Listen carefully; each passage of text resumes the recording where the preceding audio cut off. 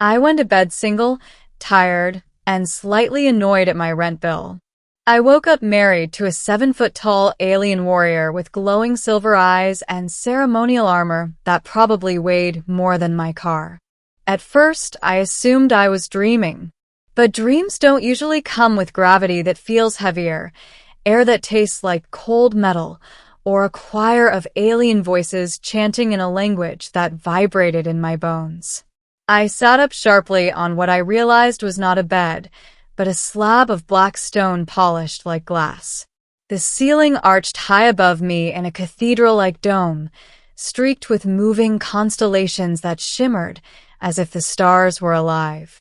Beside me, a massive figure stirred. He turned his head toward me, silver eyes locking onto mine. "My bond mate wakes," he said, his voice deep enough to feel like thunder passing through the floor. I screamed. He did not.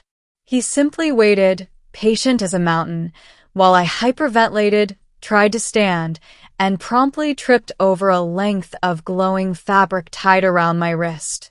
The same fabric was bound to his. A tether. A wedding tether. Oh no.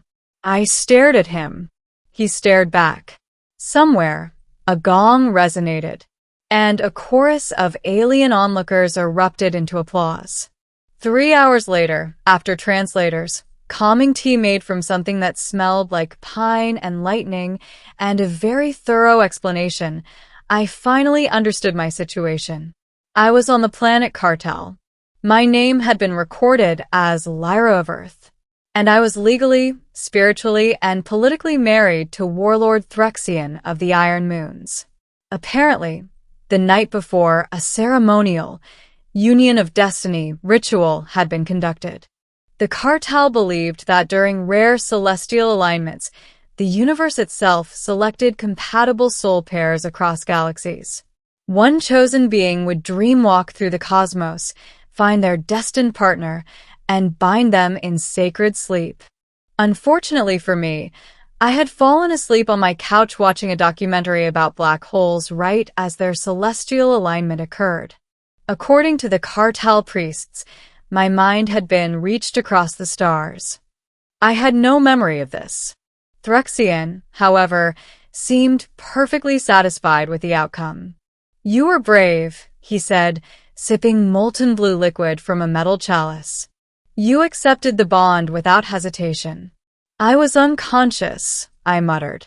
"A sign of trust," he said solemnly. I put my head in my hands.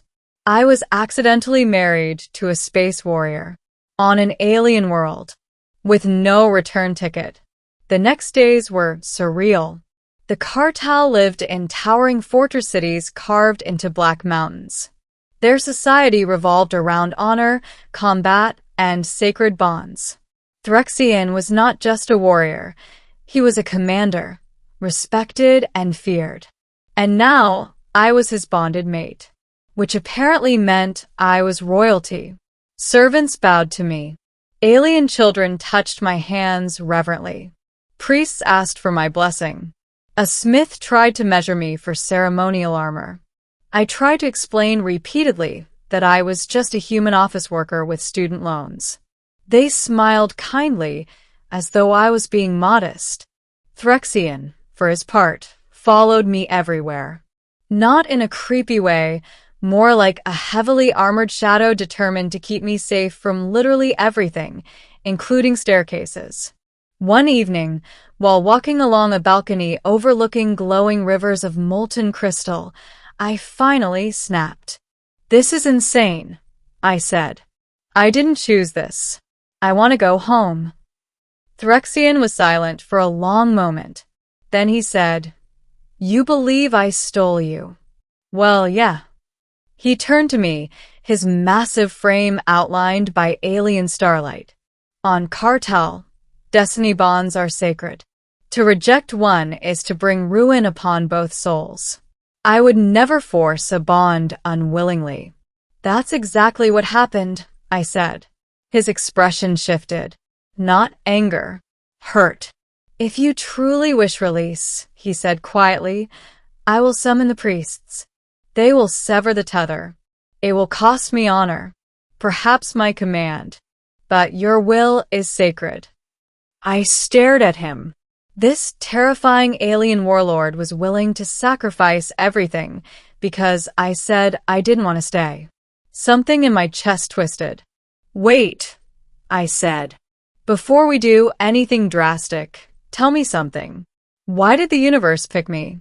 He considered. You're small, fragile, yet your mind reached across infinite dark to answer the call. That requires strength beyond muscle. I have fought 1,000 battles.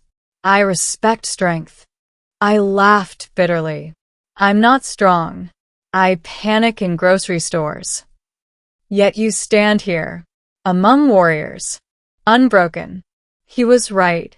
I was terrified, confused, furious. But I was still here. The turning point came when the sky screamed.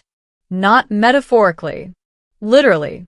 A red tear split open in the heavens, and from it descended a fleet of ships shaped like jagged bones. Sirens wailed across the city. Warriors rushed to battlements. Phyrexian's expression hardened. The Void Reavers, he said. They raid worlds, enslave survivors. Panic hit me again, but not for myself. For the people who had treated me kindly. For the children who had touched my hands. For the alien who had offered to give up everything for my freedom. Phyrexian turned to me. Stay in the sanctuary, he ordered gently. I will return. Without thinking, I grabbed his arm. No, I said. I'm coming. He blinked. You will die. Probably, I said. But if I'm stuck in a cosmic marriage I didn't ask for, I might as well earn the title. Something like pride flickered in his silver eyes. So he gave me armor. Lightweight, flexible, glowing with soft blue energy. A translator crown. A small wrist blade. And together we went to war. The Void Reavers poured into the city like living shadows. Energy weapons scorched the sky. Towers shook. Cartel warriors roared and charged. I had no idea what I was doing. But humans are adaptable. I ducked. I dodged. I sliced through shadow things that shrieked when struck by the wrist blade. I shouted warnings. I pulled wounded warriors to safety. I did not stop moving. At one point, a reaver lunged for Phyrexian's back. I threw myself between them and fired the wrist blade directly into its core.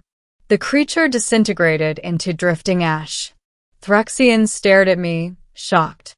You saved me, he said. I told you. I panted. Humans are stubborn.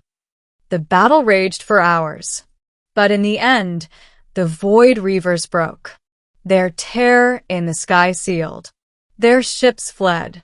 Cartel still stood. Later, beneath quiet stars, Phyrexian knelt before me. You fought as a warrior of Cartel, he said, not as an unwilling captive. If you still wish release, I will honor it. I looked at the city, at the world that had nearly become my prison and had instead become a battlefield I defended. I thought of Earth, my tiny apartment, my lonely couch. Then I thought of the alien who respected my will, who valued strength in spirit, who had stood beside me in fire. Slowly, I lifted the glowing tether between our wrists. I didn't choose this bond, I said, but I chose to fight beside you. That has to count for something. His silver eyes softened. Then what do you choose now? I exhaled. I choose to stay. On one condition. Name it. No more destiny nonsense, I said. If we're bonded, it's because we decided, not because the universe did. For the first time, the warlord of Cartel smiled. A union chosen freely, he said. Stronger than fate. So that's how I went to sleep single on Earth and woke up married to an alien warrior. It wasn't destiny. It was a choice. And somehow, among stars and steel and strange new skies, I was finally home. The bond ceremony was nothing like the first one. This time, I was awake. We stood in the highest chamber of the mountain fortress. The ceiling had opened to the night sky, revealing a swirl of constellations drifting above us. Warriors filled the terraces. Priests chanted. Crystal fires burned in slow spirals around the stone floor. But this time, there was no cosmic trance. No dream walking. No destiny pulling strings behind my back. Just me. Just him. And a choice. Phyrexian removed the old tether from our wrists. It dissolved into silver dust that drifted upward and vanished among the stars. A priest stepped forward, holding a new cord, woven from shimmering metal threads and something softer, warmer, alive with light. If the human Lyra of Earth chooses freely, the priest intoned, then the bond is reborn by will alone. Every eye in the chamber turned to me. For a moment I thought about running. I thought about Earth. The noise, the loneliness, the life that suddenly felt like it belonged to someone else now.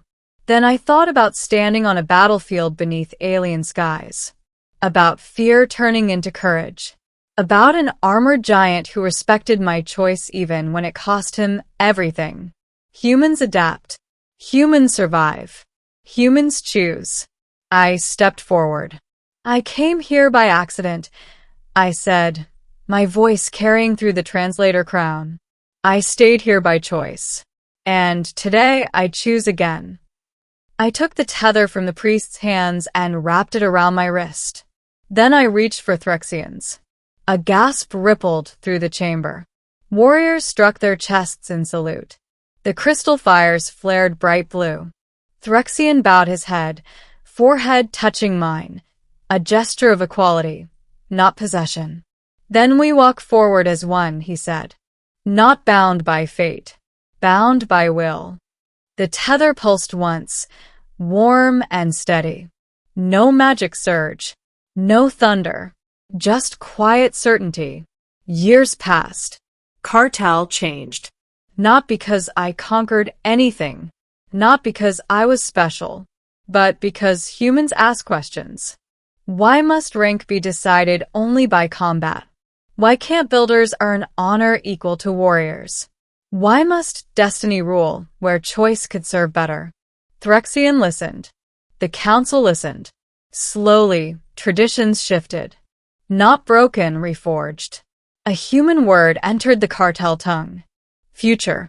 Sometimes, I stand on the balcony where I once demanded to go home. Now, ships rise into the sky bearing cartel explorers, diplomats, and traders. Not conquerors. Partners.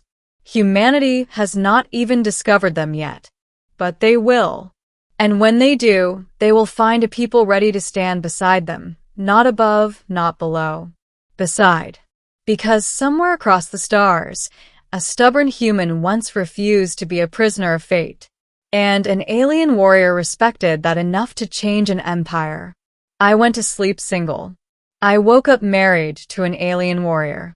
But the real story is that I chose to stay. And together, we chose the stars.